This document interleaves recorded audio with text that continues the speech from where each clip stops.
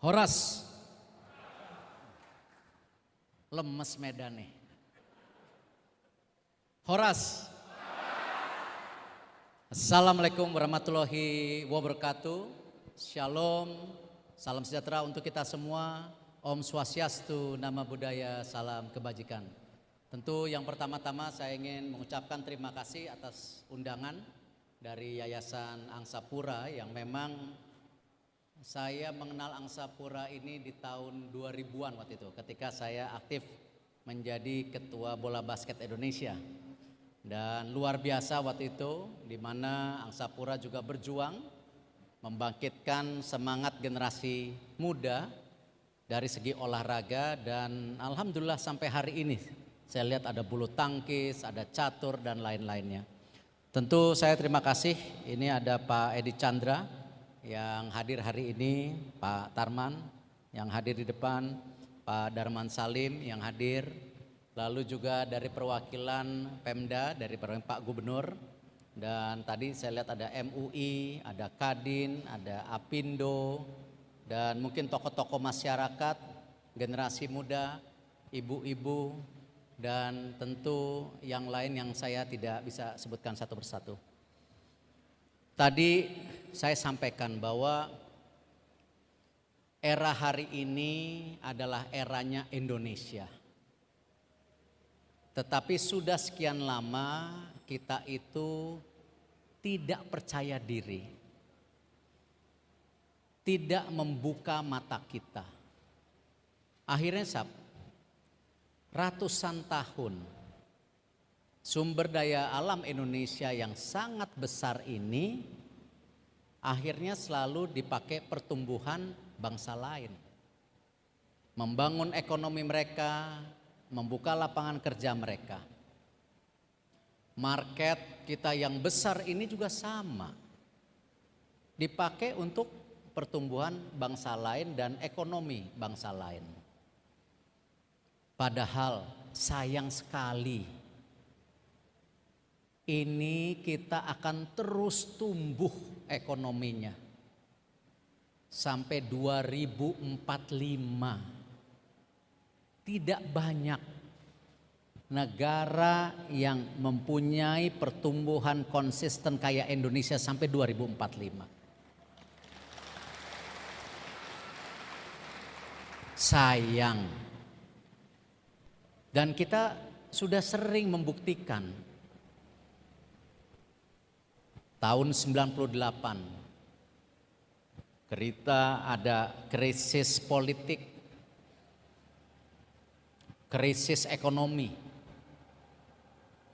Tapi dengan segala perbedaan kita, dengan gotong royong kita, yang memang sejak dulu kita sudah sepakat itu dan tidak boleh dinegosiasi lagi, kita balik.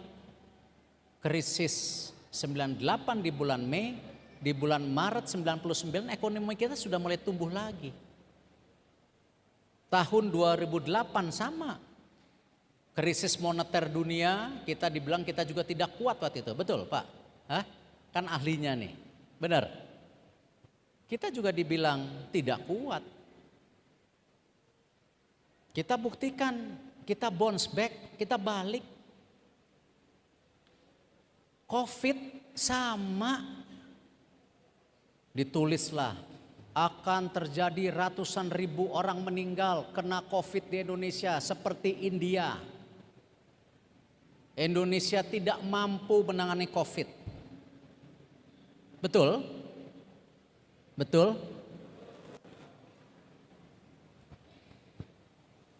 Tapi dengan kerjasama tokoh masyarakat, tokoh agama, pemerintah daerah, pemerintah pusat, TNI, Polri yang luar biasa, kita buktiin mereka salah lagi.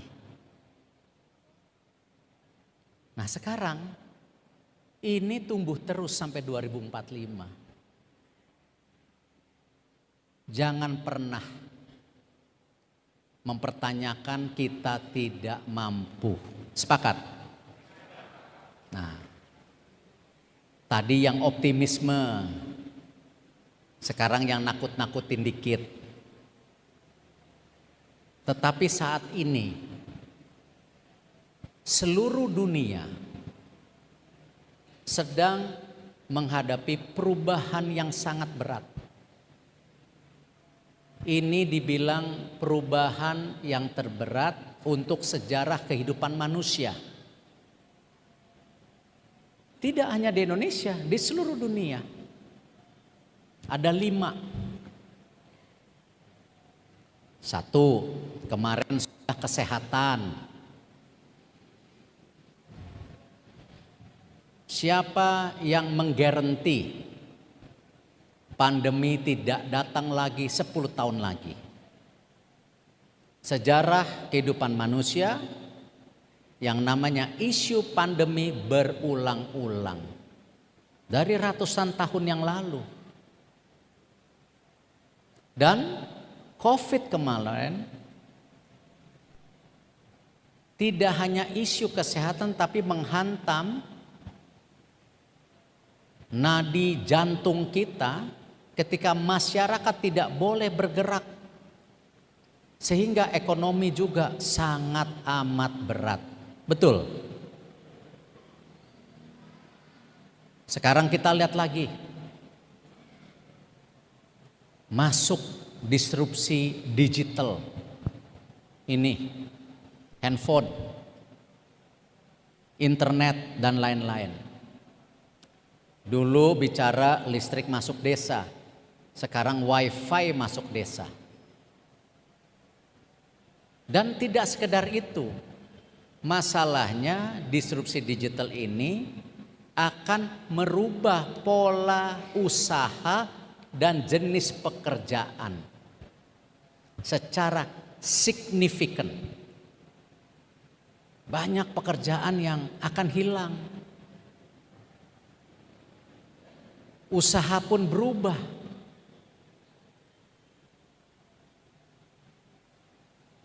Nah, ini yang akan kita hadapi juga. Belum lagi baru COVID selesai, kena geopolitik, perang Ukraina, Rusia yang mengganggu logistik. Berapa bulan yang lalu setelah recover COVID atau baru mau recover, yang namanya kontainer mahal, betul? Susah. Hari ini pangan mahal. BBM sekarang $113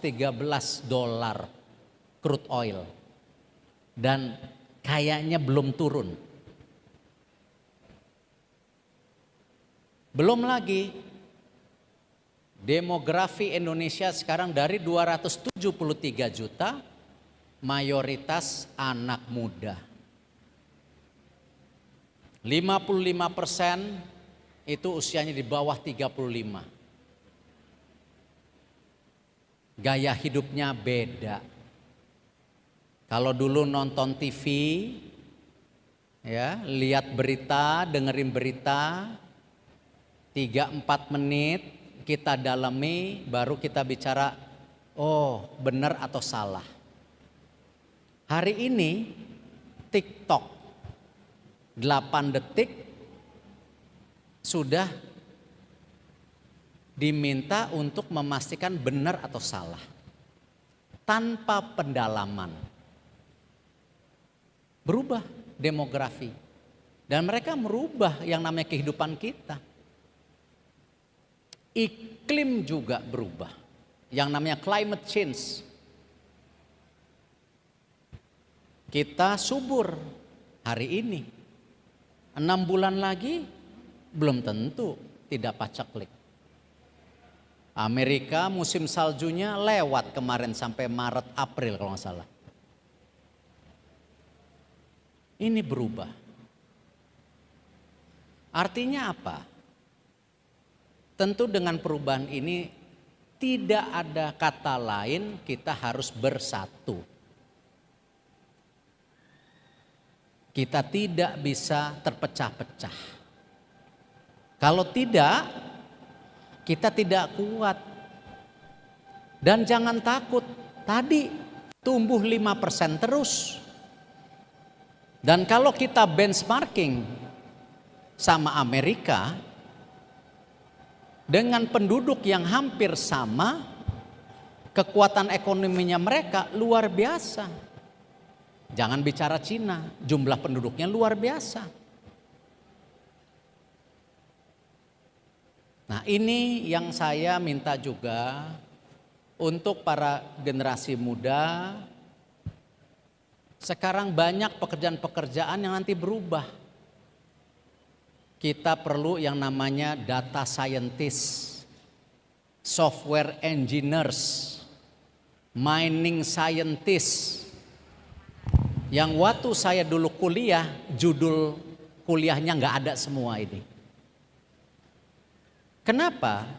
Sekarang pertumbuhannya ekonomi berdasarkan yang namanya knowledge based economy, yaitu pertumbuhan berdasarkan manusianya. Tidak lagi bersandarkan yang namanya sumber daya alam. Dan bisnis juga berubah. Kita lihat slide berikutnya. Ini yang namanya bisnis sekarang perlu punya 4 hal.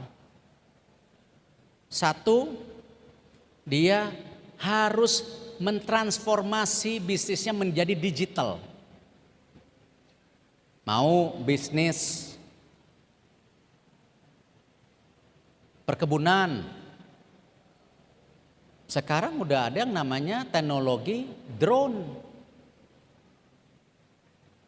self fertilizer, tumbuhan memberikan pupuknya sendiri. Yang dulu membanjiri tumbuhan dengan air, sekarang menetesi tumbuhan dengan air.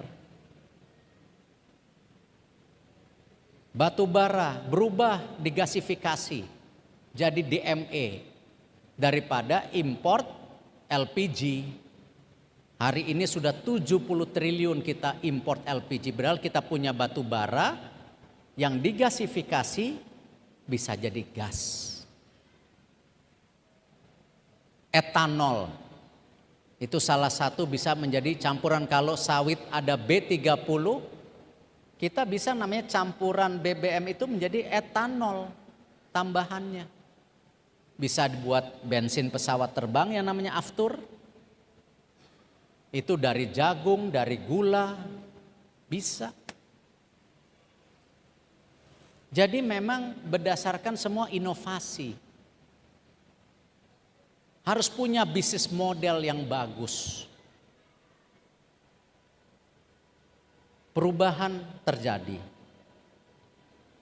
Dan juga penting sekali yang namanya pasarnya berubah, tadi saya sampaikan.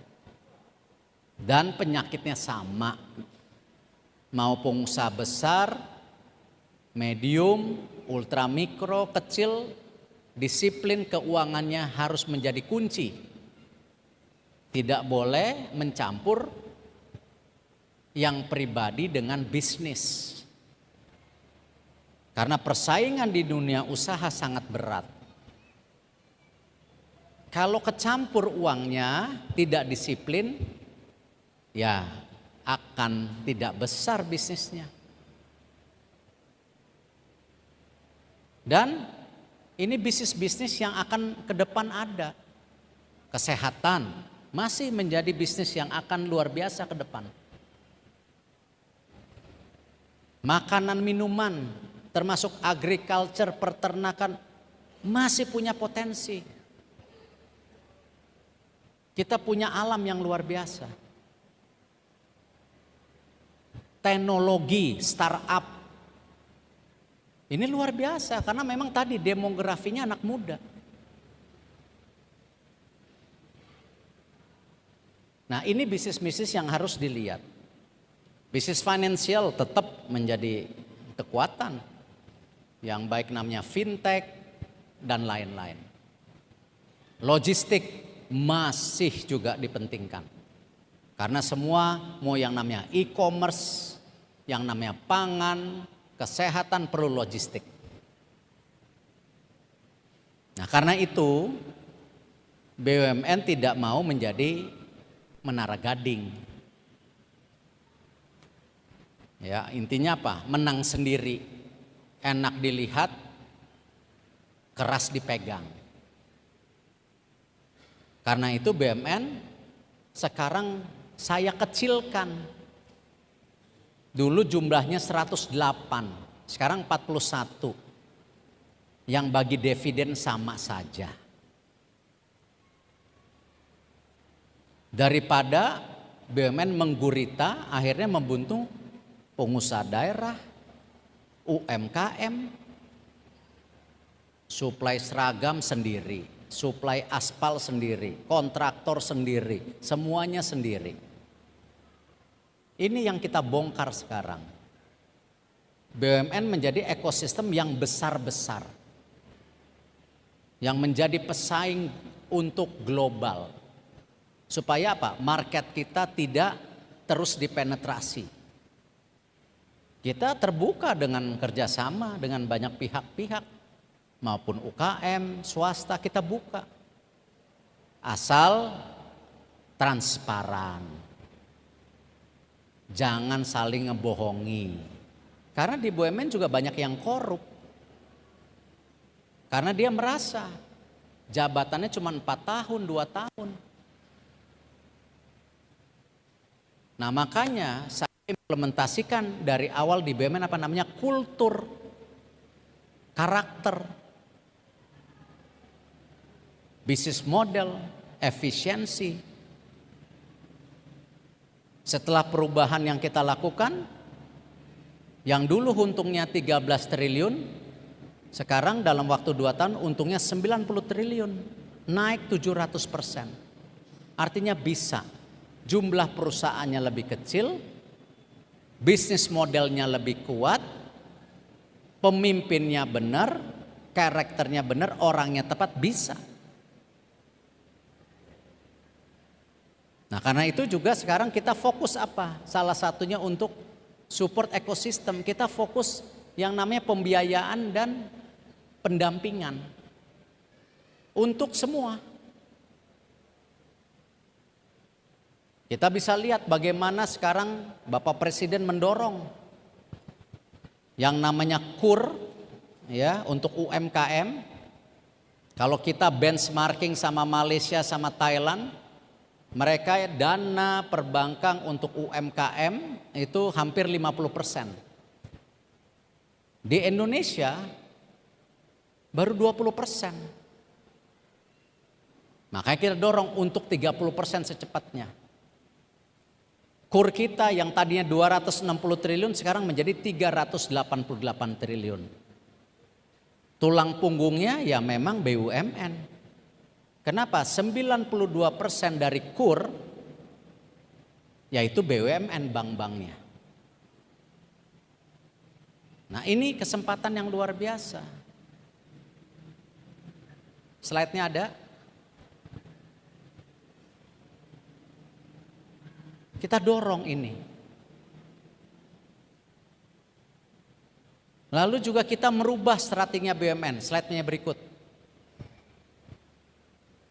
Masing-masing bank di BUMN sekarang harus punya fokusnya sendiri. BRI tulisannya Bank Rakyat Indonesia. Setelah saya periksa 40% pinjaman korporasi besar dan banyak yang macet. Saya minta direksi dan komisarisnya berubah. BRI untuk ultramikro dan UMKM. Kita gabungkan dengan PNM dan Penggadaian menjadi lokomotif besar untuk UMKM kita. Kemarin kita buktikan sekarang valuasi BRI di bursa ini terbesar sepanjang sejarah, betul? Hampir 700 triliun sekarang. Dan kita bisa right issue, market percaya. 96 triliun kemarin. Terbesar right issue di Asia Tenggara, nomor 2 di Asia, nomor 7 di dunia. Artinya apa?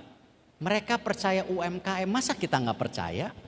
Orang lain percaya, buktinya ngasih duit ke BRI. Masa kita enggak? Nah, Bank Mandiri boleh buat korporasi. Karena memang banknya korporasi. Dan kita dorong sekarang si Bank Mandiri menjadi agregator. Dengan yang namanya Kopra. Kenapa? Yang tadi saya bilang, logistik keuangan itu sekarang financial teknologi. Jadi Mandiri juga menservis bisnisnya bapak-bapak untuk mempermudah bukunya bapak-bapak dan sistem keuangannya bapak-bapak. Itu Mandiri, memang fokus untuk korporasi. BNI kemana? Fokus kepada export oriented. Bahkan kita dukung BNI untuk menggarap diaspora kita yang ada di luar negeri. Supaya apa? Ini ujung tombak pembukaan daripada barang-barang Indonesia di luar negeri. Contoh, bagaimana bangsa Vietnam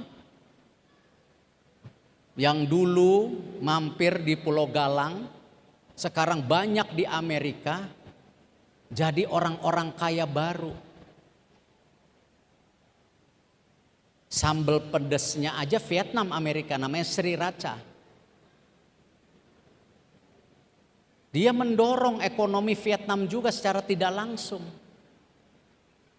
Nah, ini kita dorong diaspora kita petakan, itu tugasnya BNI. Kemarin kita lihat ada yang punya supermarket di Kyoto. Ya kita supply ke dia. Siapa tahu dia bisa buka 5 supermarket. Di Kyoto, di Tokyo, orang tinggal di sana. Kemarin di UAE, diaspora kita yang namanya ibu-ibu, ya, yang travel guide, ada di sana. Komunitas Indonesia di UAE. Bisa nembusin barang UMKM dijual di toko-toko souvenir di UAE. Biarkan mereka. Jangan dibunuh, yang ngerti market mereka. Belum lagi 9 juta tenaga kerja kita di luar negeri. Itu market yang luar biasa. Yang juga bisa menginfluence, merubah daripada kultural bangsa lain dengan kultural bangsa kita. Market. Sama di industri halal. Kita mayoritas Muslim, tapi di industri halal tidak masuk 10 besar. Yang masuk Amerika, Taiwan, Brazil. Sayang, market yang besar ini dipenetrasi orang lain. Karena kita hanya bisa konsumtif. Padahal kita udah siapkan yang namanya Bank Syariah Indonesia sekarang. Penggabungan BRI, Mandiri, BNI Syariah menjadi bank syariah. Sepanjang sejarah Indonesia tidak punya bank syariah sebesar ini. Sekarang masuk 10 besar bank di Indonesia dengan total aset 360 triliun.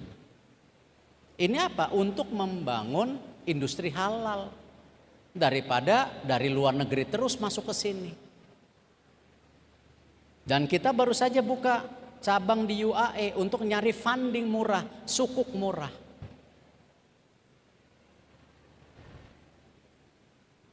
Di era digital juga kita dorong. Slide berikutnya. Yang namanya apa? Indico. Dulu Telkom sama Telkomsel itu kanibal. Sama-sama punya tower.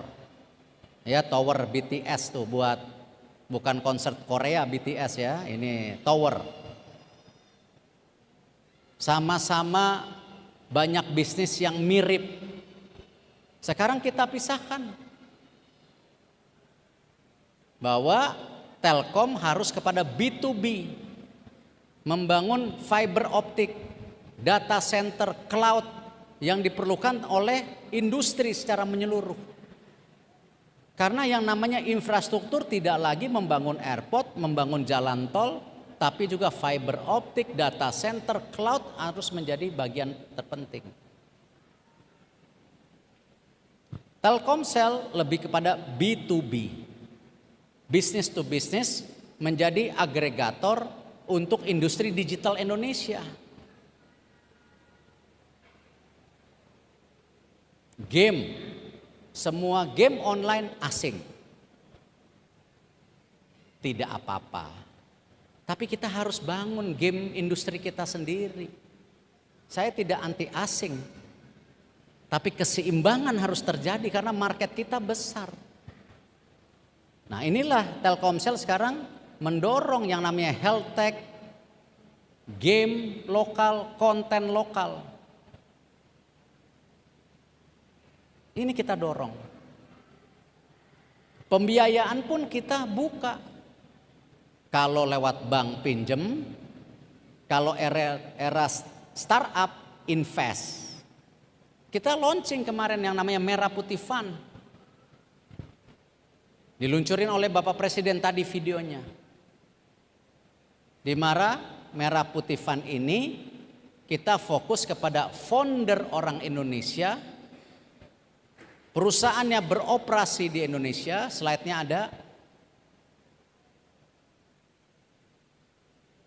Dan kalau sampai besar, go publiknya di Indonesia. Jangan sampai para startup kita, generasi muda yang besar-besar ini dikasih warga negara lain, bangsa lain, bayar pajaknya di sana, padahal digedein oleh kita.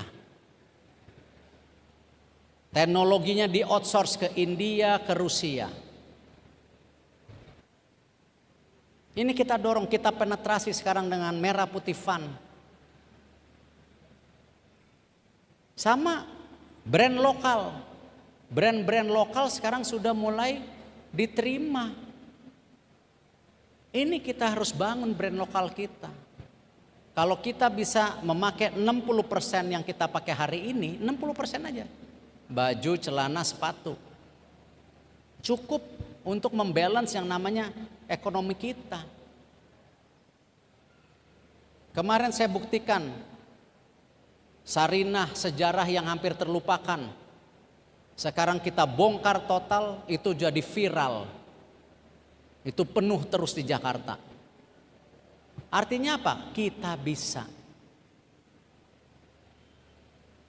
Tapi kita harus bersama-sama. Jangan kejadian minyak goreng. Kita negara produser minyak goreng terbesar, tetapi langka. Data-data kemarin Malaysia mengeluarkan ekspornya naik 40%. Padahal kita udah stop ekspornya. Dari mana barangnya? Nah, inilah kenapa yang saya juga mau ingatkan, penting sekali kita sebuah bangsa juga harus punya yang namanya transformasi kebangsaan, transformasi kultur, transformasi akhlak.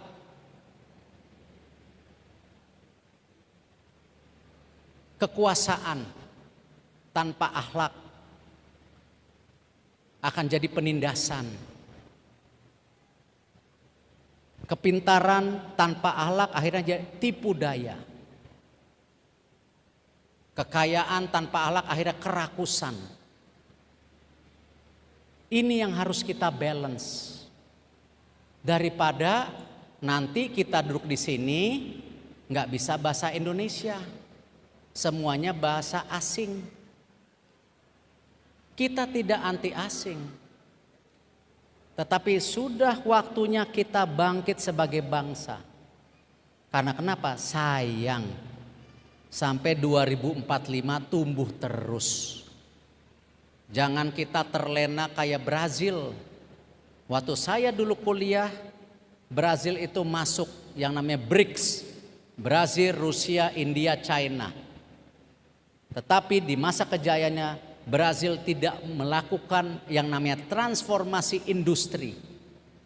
Tidak melakukan transformasi kultural. tidak invest di sumber daya manusianya. Akhirnya ekonomi Brazil terus merosot sampai hari ini, kecuali sepak bolanya. Ini yang harus kita siap-siap, jangan sampai di 2038 ekonomi kita akan mulai terbalik. Yang sekarang segitiga emas, ketika middle class-nya, kelas menengahnya besar, tenaga kerjanya banyak, nanti berubah menjadi seperti ini, piramida kebalik. Yang tua lebih banyak, middle class-nya hilang, ekonominya merosot tajam. Ingat, kita ini sukunya banyak, agamanya juga lebih dari 5, pulaunya banyak. Tidak mungkin pertumbuhan ekonomi kita terjadi kalau tidak rukun. Ayo sama-sama kita rajut, masing-masing punya tugas, tapi untuk siapa? Untuk kita semua, untuk anak cucu kita, untuk Indonesia. Terima kasih. Wassalamualaikum warahmatullahi wabarakatuh. Yang saya hormati Pak Erick Thohir sebagai Menteri BUMN dan para hadirin yang sudah datang, selamat malam. Perkenalkan, nama saya Owen Matthew Winata, salah satu mahasiswa Fakultas Hukum di kampus Medan ini, salah satu kampus Medan ini. Hadirin yang sekalian dan Pak Erick Thohir, izinkan saya bertanya tentang daya saing di Indonesia. Jadi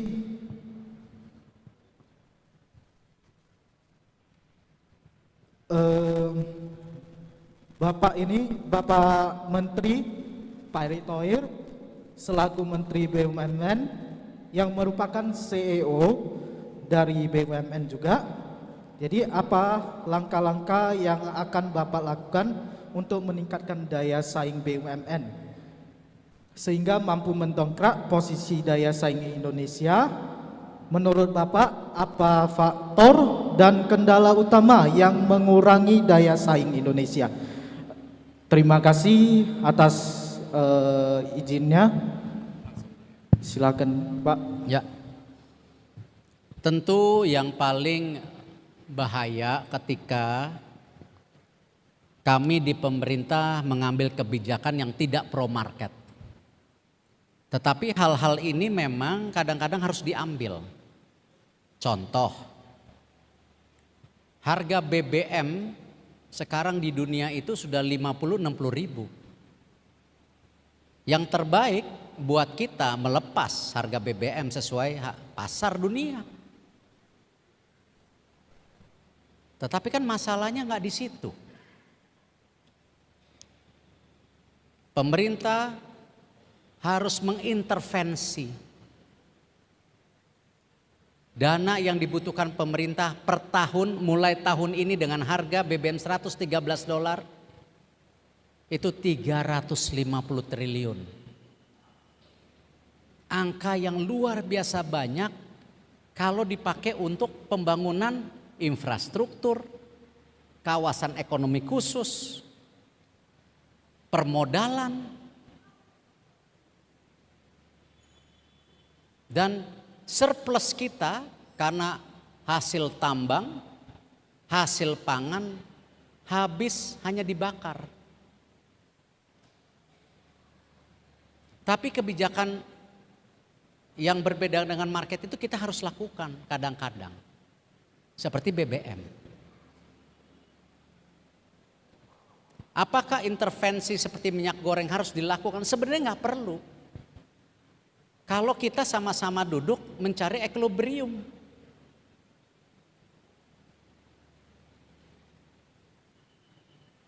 Jadi kebijakan yang mengintervensi pasar kadang-kadang dibutuhkan, kadang-kadang juga jangan terus-terusan diintervensi. Biarkan pasar ini menjadi equilibrium sendiri. Nah, ini yang terus kita coba. Tidak mudah, tapi harus dilakukan. Yang lainnya tentu kalau kita mau meningkatkan daya saing, tadi saya sudah sampaikan. Manusianya kita yang harus lebih maju. Karena tadi saya bilang ini eranya pertumbuhan ekonomi karena kemampuan manusianya. Kalau ditanya kita kalah, tidak. Kepala AI di Singapura umur 28 atau 36, orang Indonesia. Kepala AI di Singapura. Ya kenapa? Yang namanya data scientist kita kurang. Begitu ada diambil negara lain. Ini mohon maaf kalau ada yang dokter jangan tersinggung. Dokter kita kurang. Lulusan dari luar mau masuk nggak bisa. Padahal rasio kedokteran kita dibanding jumlah penduduknya terlalu berat. Kita memerlukan 12.000 dokter setiap tahunnya. Dan ingat tadi, pandemi datang lagi. Nah, hal-hal ini tadi bukan siapa yang salah, siapa yang benar. Sama. Saya tadi poinnya, saya tidak anti asing. Tetapi sudah saatnya kemerdekaan ini kita harus isi dengan berdaulat. Dengan lebih mandiri. Tidak mungkin penduduk sebanyak ini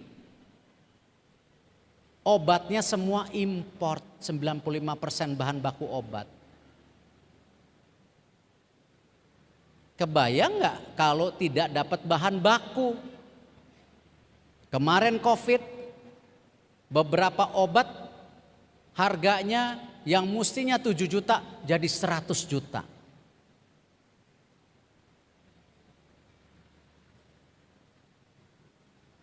Apa benar kita sebagai bangsa harus tergantung terus seperti itu? Yes, mesti bikin uang. Tapi kan kalau sekedar mencari keuntungan sebesar-besarnya di atas kesengsaraan orang lain, saya rasa kita harus pertanyakan diri kita. Allah Subhanahu wa taala, Tuhan memberikan kita kepintaran yang luar biasa.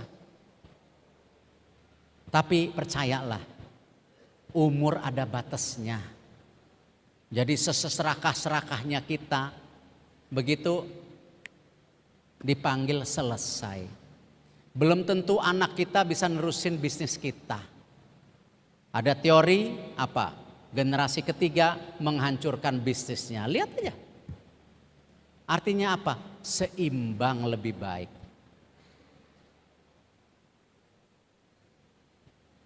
Itu jawaban saya.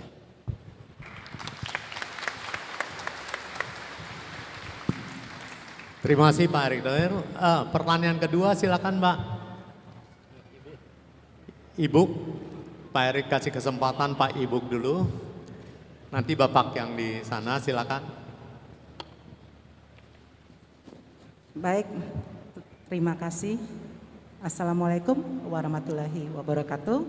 Salam sejahtera untuk kita semua. Om Swastiastu, Namo Buddhaya, salam kebajikan. Terima kasih atas kesempatannya. Saya Teti.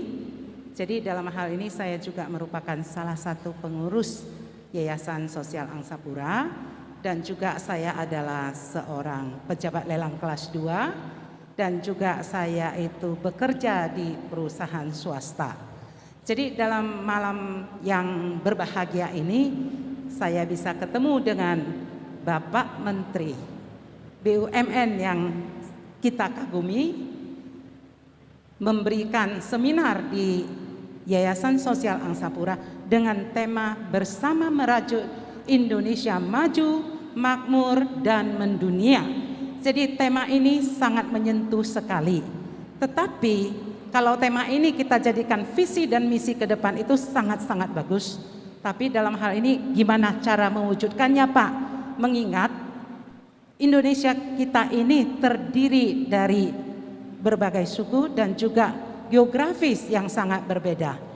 Kemudian lagi ditambah dengan pendidikan daripada masyarakat kita, bangsa kita ini yang juga tidak merata. Jadi bagaimana kita itu punya kisi-kisi supaya kita bisa bersama merajut Indonesia maju, makmur dan mendunia. Terima kasih, Pak.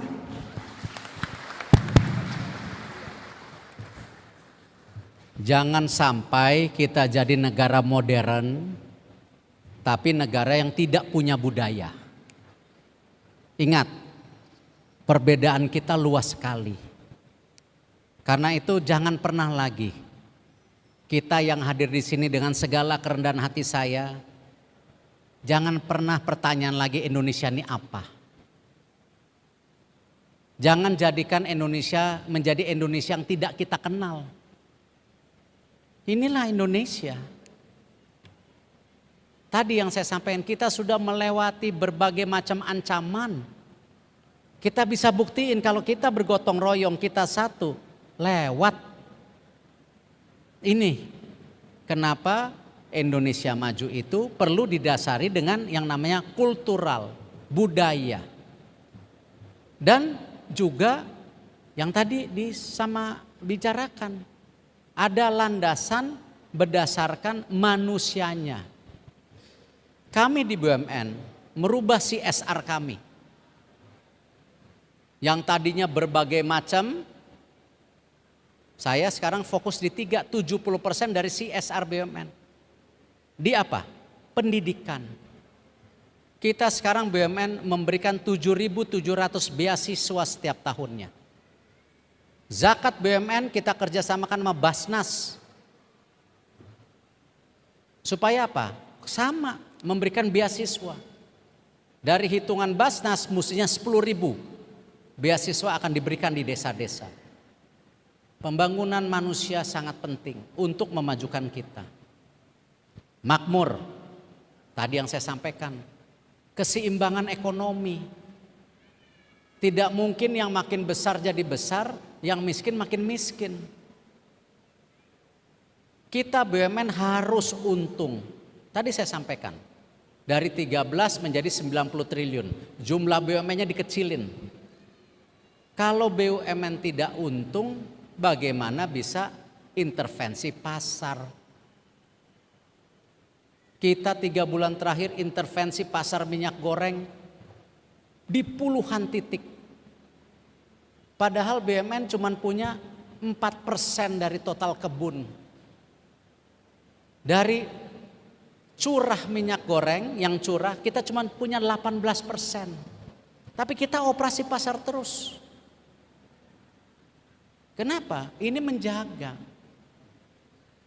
Dan kemarin akhirnya diputuskan BUMN dengan swasta sekarang bersama-sama akan operasi pasar di 10.000 titik sampai Desember. Makanya Pak Presiden hari ini membuka lagi ekspor.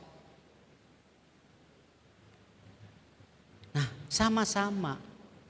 BUMN tidak punya kemampuan bikin minyak goreng, tapi kita sebagai BUMN berkorban.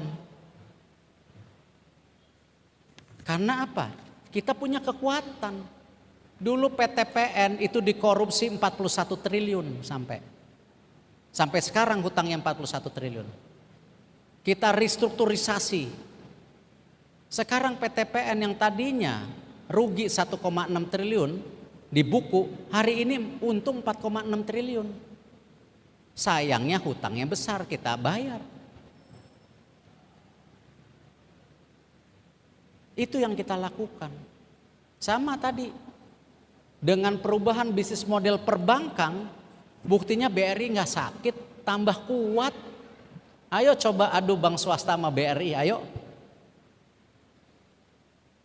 Apalagi saya punya 4 bank sekarang, ada BRI, Mandiri, BNI, BSI. Berat swasta compete sama kita kalau kita mau jahat. Kita dumping aja harganya lebih murah. Tapi kan nggak bisa, itu yang namanya keseimbangan. perlu juga ada peran swasta membangun ekonomi, nggak bisa kita sendiri. Mendunia, kenapa? Itulah yang kita mau sekarang. Bagaimana kita punya market yang besar sebagai fondasi barang kita ke dunia. Ini yang kita lakukan. Kenapa BSI setelah nomor 7 di Indonesia, udah paling gede loh bank syariah di Indonesia. Sekarang nomor 13 di dunia. Sekarang kita buka kantor cabang di beberapa negara Middle East untuk supaya targetin dalam 5 tahun bank syariah kita masuk 10 besar dunia. Karena tadi penduduk muslimnya banyak. Tadi disampaikan, sekarang bank-bank kita banyak masuk perusahaan besar dunia. Kalau China punya BUMN masuk ke global 500 perusahaan besar, jumlahnya hampir 40 kalau nggak salah. Masa kita nggak bisa 10? Baik swasta dan BUMN, nggak apa-apa.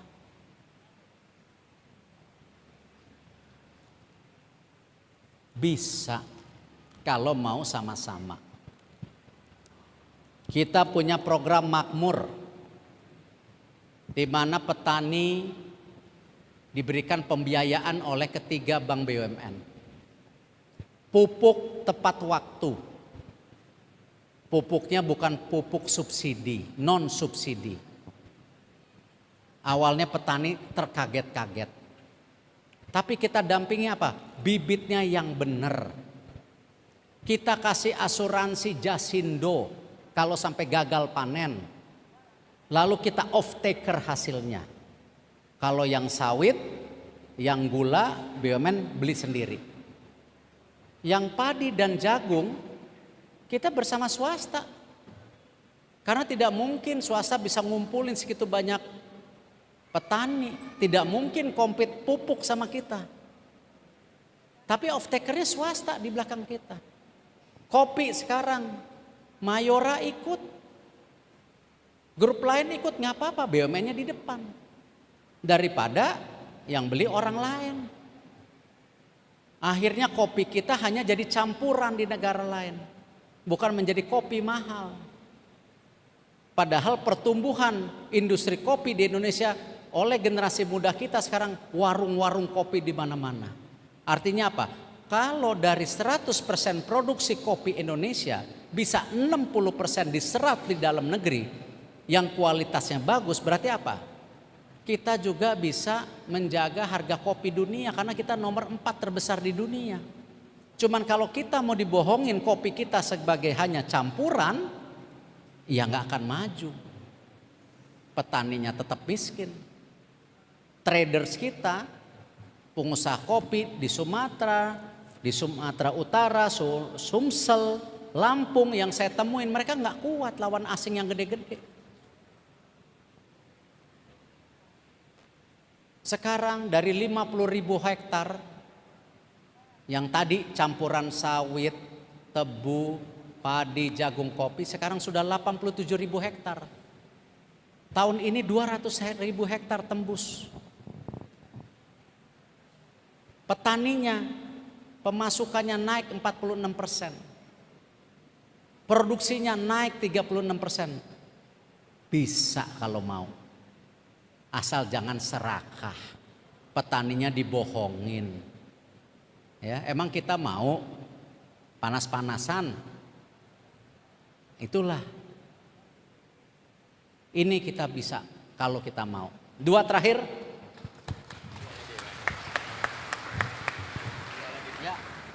Oke, masih 2 pertanyaan terakhir berhubung waktunya sudah malam. Silakan panitia berikan ke Bapak yang baju merah. Silakan Pak. Besok pagi jam 8. Bapak Menteri yang kami hormati, terima kasih Pak atas kesempatan ini. Saya sebenarnya anak buah Bapak Pak.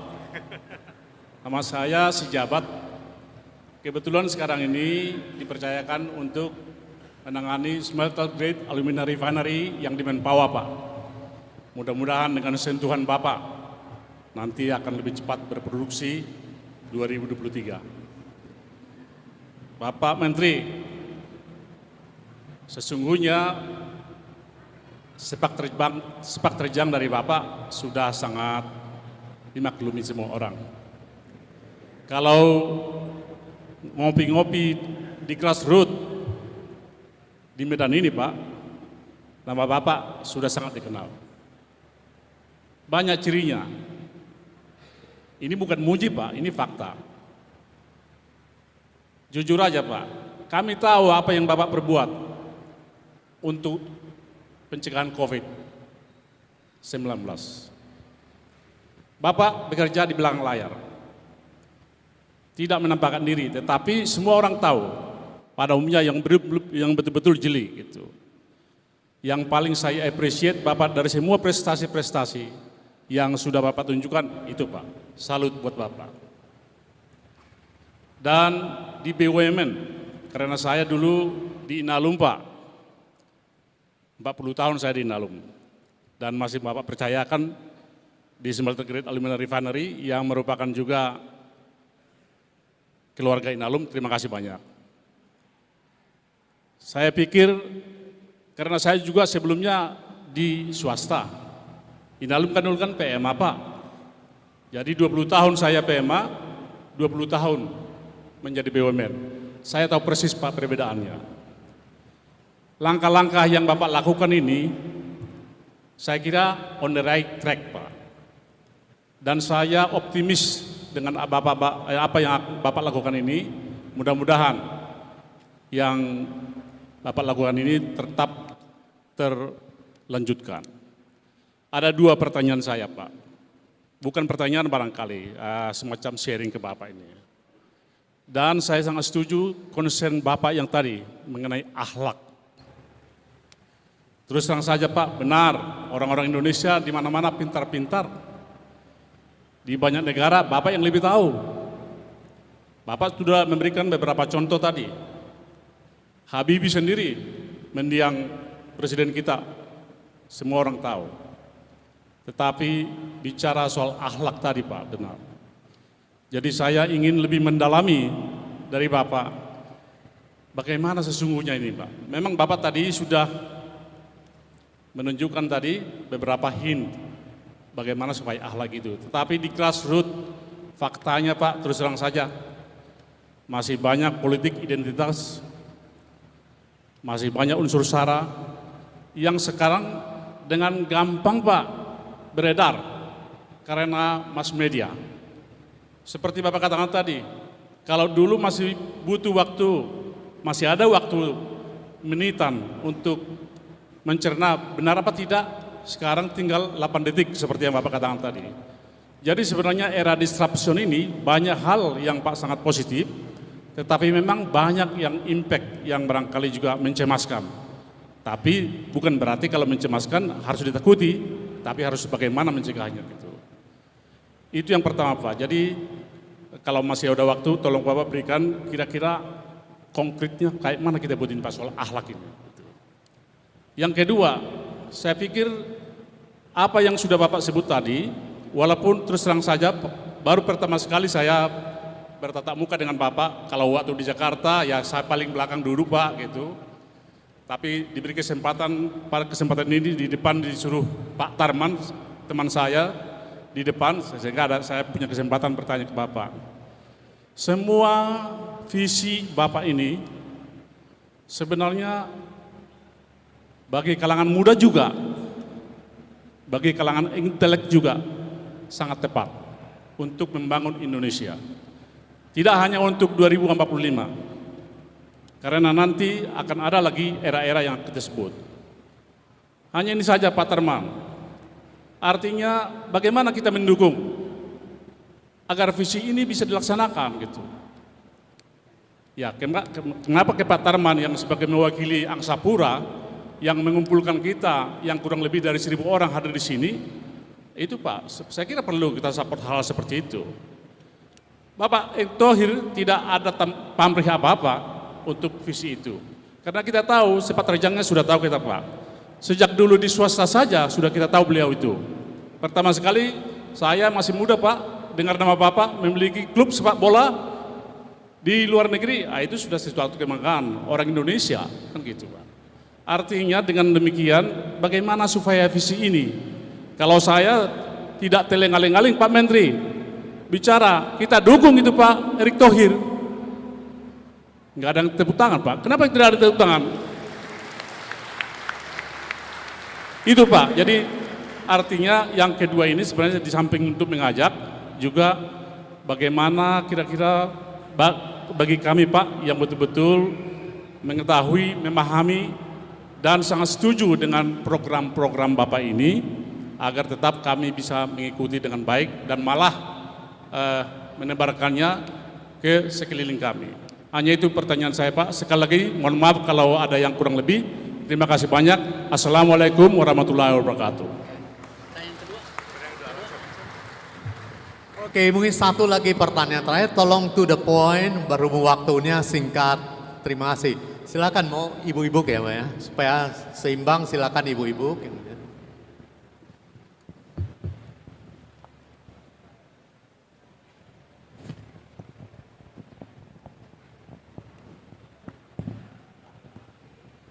Terima kasih Pak Darmin, terima kasih buat Pak Tarman yang sudah mengundang kami.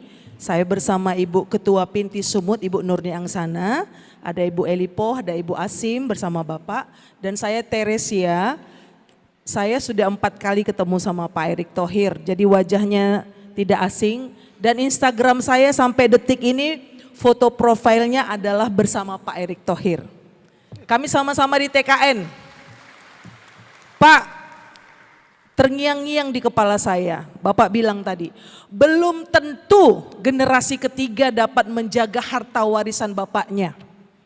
Saya juga bilang Pak, seandainya Bapak naik kelas nanti seperti UMKM naik kelas, belum tentu ada Erick Thohir lagi yang mengurus BUMN sebagus ini.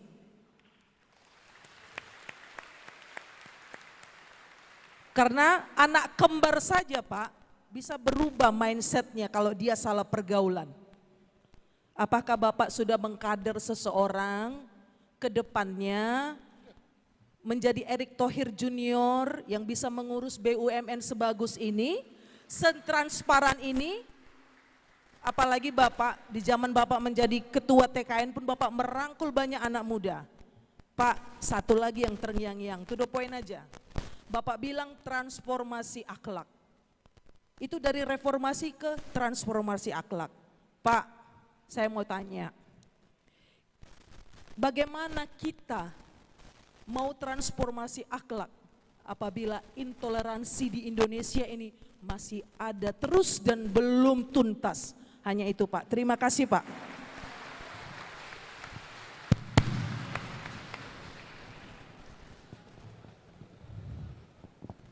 Tepat pertanyaannya digabungin karena mirip tapi berbeda perspektif.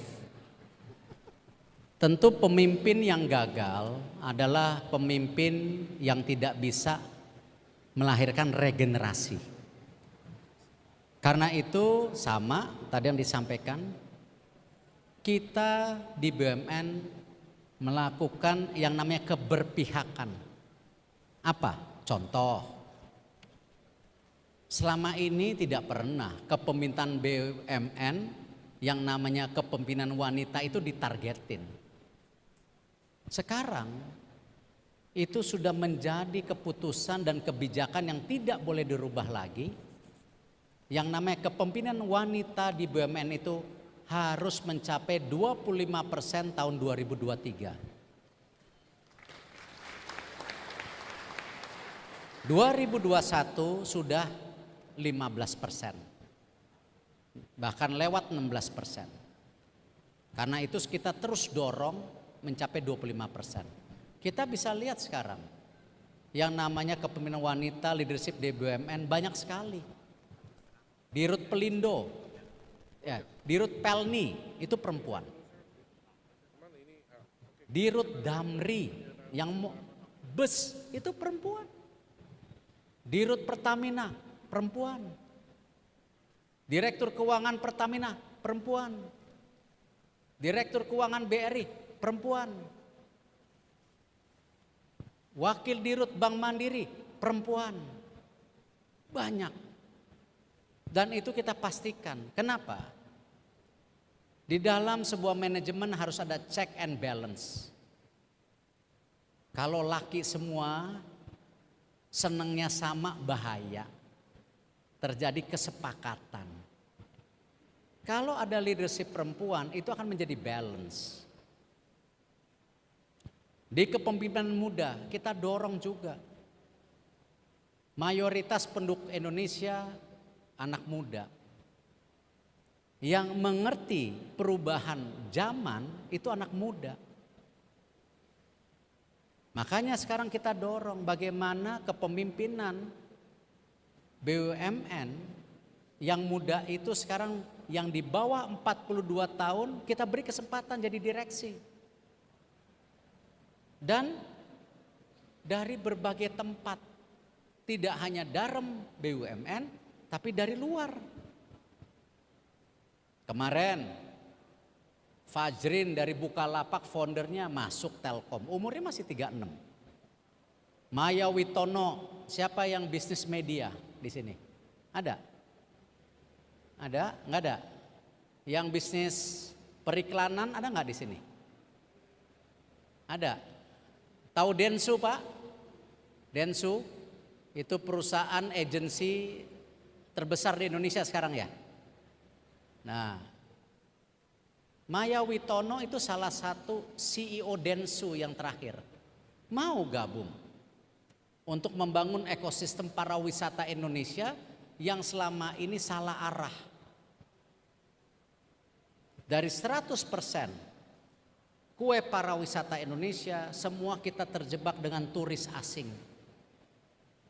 Padahal 72% adalah turis lokal, asingnya cuma 28%. Kue turis lokal 1.400 triliun.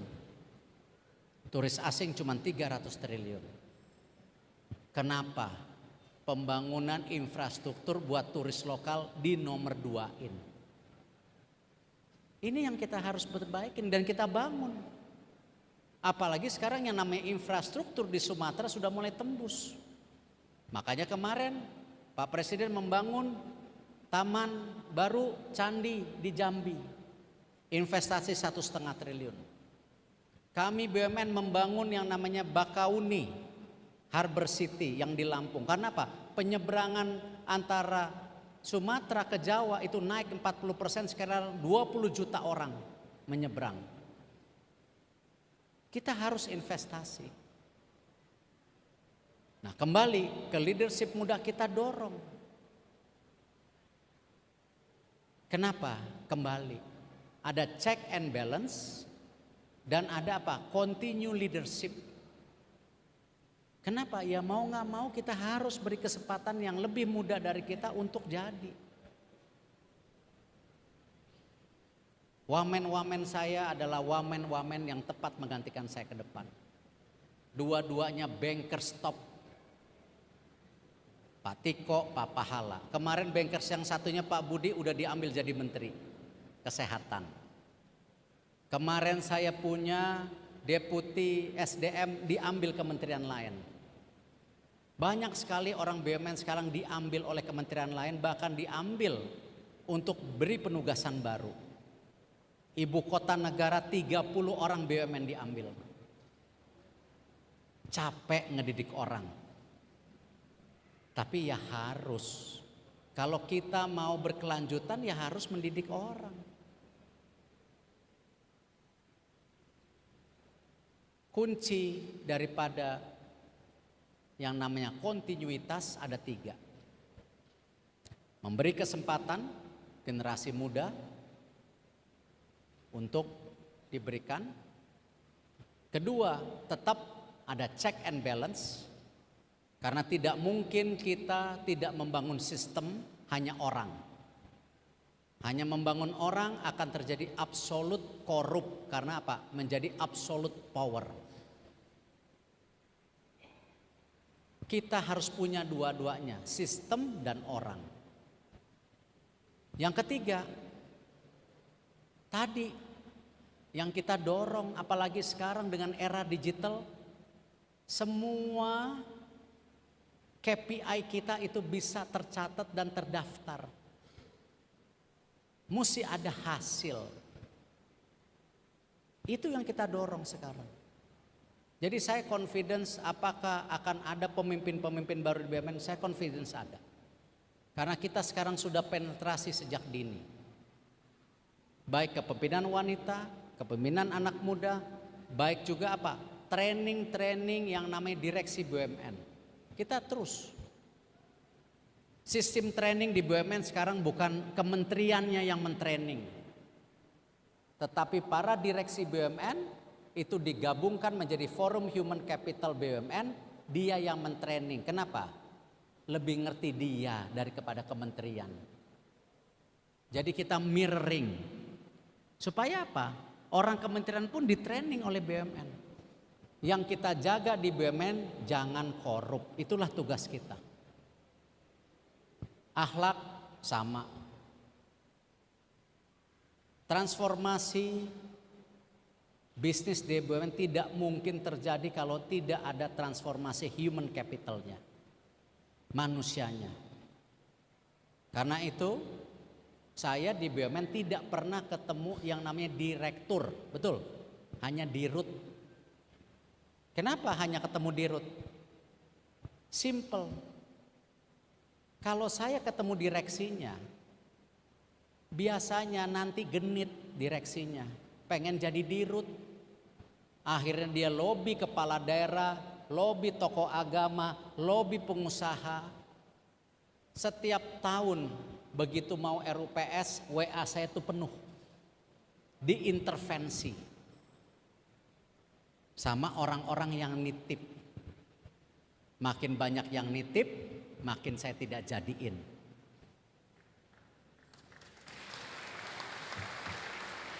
Kalau dirutnya tidak benar, saya copot semuanya. Di Inalum saya copot semua kan? Saya copot semua. Di Inalum seluruh sampai Antam saya copot semua. Karena apa? Sudah ada fondasi akhlak yang tadi saya sampaikan. Amanah artinya apa? Kepercayaan. Kompeten. Dipercaya tidak cukup kalau nggak kompeten. Kita kasih women leadership, kita kasih generasi muda nggak kompeten, percuma, bikin masalah. Harus kompeten. Loyalitas penting. Saya loyal sama dirutnya, dirutnya harus loyal sama saya, tapi didasari bukan politik, didasari bottom line, hasil, namanya korporasi. Dengan segala teori perubahan, bawahnya tetap rugi, ya tetap rugi, percuma. Loyalitas buat apa? Buat negara. Karena BUMN fungsinya dua, sebagai korporasi dan penyimbang pasar. Kita juga perlu harmoni. Kita ada harmoni loh di BUMN. Kenapa? Kalau tidak harmonis, mana bisa direksi kerja bareng? Adaptif, perubahan yang terjadi, kolaboratif. Kita dorong itu terus. Tidak sempurna. Sempurna adalah milik Tuhan, milik Allah Subhanahu wa taala. Tidak ada manusia yang sempurna. Tetapi harus berupaya sebaik-baiknya, bekerja dengan hati, itu yang kita harus terus dorong. Terima kasih. Wassalamualaikum warahmatullahi wabarakatuh.